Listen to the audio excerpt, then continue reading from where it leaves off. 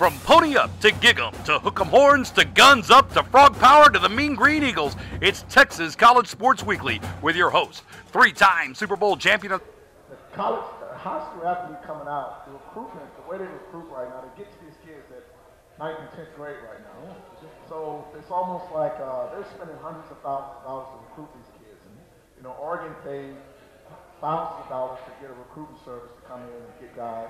And in so many ways, they are paying the kids. I don't know if the money should go directly to the kid or it should go in one lump sum. But again, I like shared revenue? I don't want you to share revenue. You can put it in a trust fund. You can put it in a trust fund. You can put it in kind of escrow fund. Okay. Yeah, but certain schools, I mean, I think the bigger schools, the bigger tier schools that can afford to do that, you have to have a scale. Toledo wouldn't be able to pay the same amount that University of Texas would, or whatever else. But again, I think that could be. But I wouldn't eliminate the fact that they'd have to go to school. But as big of fans as you guys are of college football, and you guys follow it a lot closer than I do, you can't sit here now and tell me that you know what it's going to look like next year. Oh, I have not. Who the heck's going to be where? No, well, the next 3 or 4 years. It's like imagine the Bengals saying, you know what, the AFC North is too tough. We're going to move to the AFC West. Right. Of course not a prayer. You have to have one ultimate authority that says, no, you can't do that. Exactly. And the NCAA is not that anymore. You got it. Right. You got it. Now, here's the question. There's a young man that plays out of Conroe, Texas. He's a junior in high school. He's a man-child. I mean, he's like 6'2", 6'3". He weighs 2-something, and he's a man-child. His name is Joshua Rogers. And he's already getting, you know, the letters. You probably got this when you were a junior in high school as well.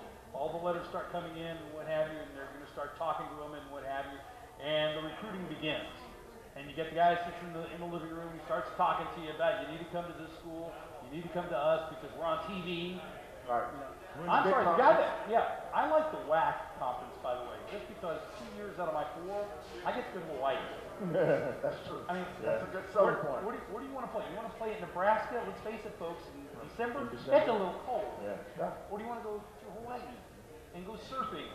Right, and take a whole week off. And not only take a whole week off, but you can take actually surfing lessons at the University of Hawaii.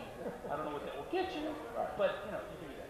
But my point being is, you know, with a kid like with Rogers, he's going to have these guys coming in and they're going to be knocking on the door and they're going to be talking to mom and dad and they're going to be, you know, pressuring him to play. But I like the idea that if you were to take that scholarship money off the table for a moment, you know, Division III schools are great. Why do you go to a Division III school? You're not. If you play sports, you're playing because they ain't giving you the money. Yeah, right. You're there for academics. Same with Yale, Harvard, and Miami. Ivy League. Correct. Right. So I mean, you know, should we do that now? Should we take away sports athletics scholarships altogether? Here goes another little slap in the face. You need to take away 1-year scholarships because it's not fair. It's a 1-year contract. It's not a scholarship. Well, in basketball certainly is because most of these kids are ones that done. Well, but in football, it's you know, sorry, keep you didn't play well enough. You're not getting a scholarship. Get rid of it anytime. What now? And that's the case. So what is the kid there for now? Tell me who's there for athletics. Sorry, son, you didn't play well enough to use your scholarship. Yeah, we'll help you find a new university. Sometime. So, and then what? It's the hypocrisy. It is the hypocrisy.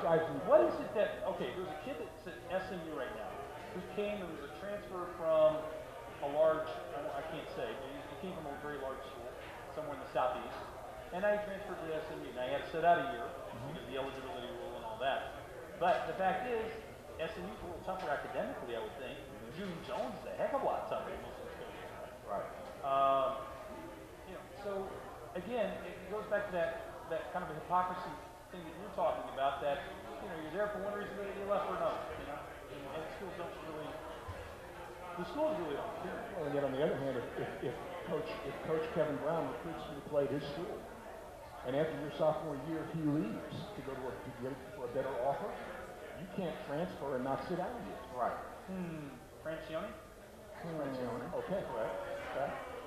And he leapfrogged what, 3 times? It's just once from my alma mater. It's just Alabama. Well, he left Bama, went to TCU, then went to A&M, and then left. He left TCU in a little better fashion than Alabama. I mean, it was very well, you know. Never mind. Yeah, he left him in a better fashion because Gary Patterson came and took over the program. That's true too. They replaced him with a good. Well, I mean, Alabama didn't lose any stride. Yeah.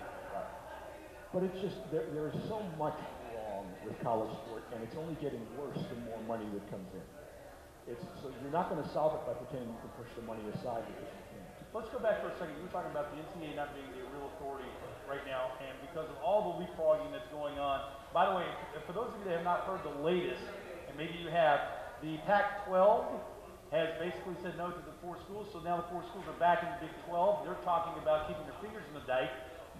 If by chance, and I asked Puck this earlier, being that he's the Texas A&M edge, if there's a new commissioner with the Big 12, which is what Oklahoma is asking for. right, they're trying to get BB removed. Now, BB, I thought, did a pretty good job trying to keep everything together a year or so ago. Now, here we are a year later, and Oklahoma's saying, nah, we really don't want you. We think we can do it better with somebody else. If that new person comes in and then goes to the University of Texas and says, we need to rediscuss this Longhorn Network contract, and we're going to divvy the money up now to everybody else and make it more of a, like they do with the NFL, they do with the NBA, maybe equal share, the equal share being given to all the other schools. Does Texas A&M say, well, SEC, it's been nice, see you later? Well, based on my inside knowledge, they're too far out there to turn back right now. A&M is pretty fed up with BD. They're fed up with University of Texas and Longhorn Nation. They would love to be partners with Oklahoma. Oklahoma would be greatly accepted in the SEC, I think. But again, Oklahoma State has to come with them. Right, that's legislative. That has to come. But I don't see, at this point, based on the people that I've talked to from A&M, and I think the Big 12, I think they're 28-2 over this year so far. I think I heard that on ESPN. With Kansas getting demolished by Georgia Tech last week. But other than that, I'm sorry, did they show up? They didn't show up. Okay. And I figured they would win that game. Georgia Tech hadn't been playing good football the last 3 or 4 years. But ultimately, the Big 12, Baylor is playing well.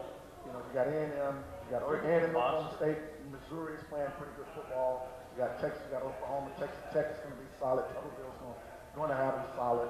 K-State is going to be, they're going to be who they are. So Iowa State is going to be, they're 3-0 right now. Right. So you've got a solid league right now. And if you add a TCU and a BYU, then you have a true Big 12. That's at A&M stage. But I really think there's too much damage.